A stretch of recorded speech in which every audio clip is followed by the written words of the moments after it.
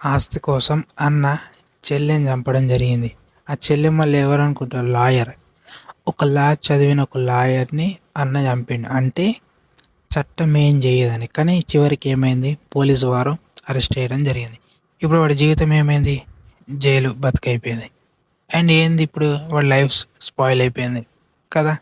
ఇక్కడ ఒక నిండు ప్రాణం పోయింది. దానివల్ల ఇప్పుడు వీడి జీవితం నాశనం అయింది. వాళ్ళ ఫ్యామిలీకి ఇప్పుడు వాడికి ఒకవేళ వాడికి ఏదన్నా ఫ్యూచర్లో ఏదన్నా వెళ్ళాలి, బయటికి వెళ్ళాలంటే కుదరదు. ఎందుకంటే మనిషిని చంపిండు కదా.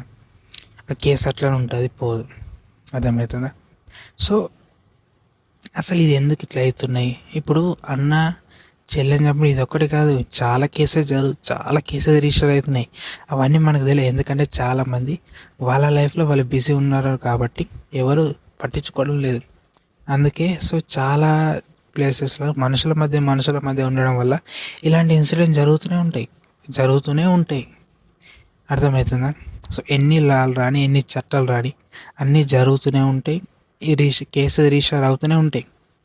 ఖచ్చితంగా అవుతూనే ఉంటాయి. ఎందుకంటే ఇప్పుడు పోలీసు వారు కూడా ఎంతకంటే కంట్రోల్ చేయడం జరుగుతుంది, చేయలేరు కదా. ఇప్పుడు పోలీసు వారు ఈ ఏరియాకి వెళ్ళారు అనుకో, వేరే ఏరియాలో మర్డర్ కానీ ఏదైనా ఒక ఇన్సిడెంట్ జరుగుతుంది. సో ఈ పోలీసు వారు అక్కడికి వెళ్ళే లోపల ఇంకో దగ్గర ఇంకో ఇన్సిడెంట్ జరుగుతాయి.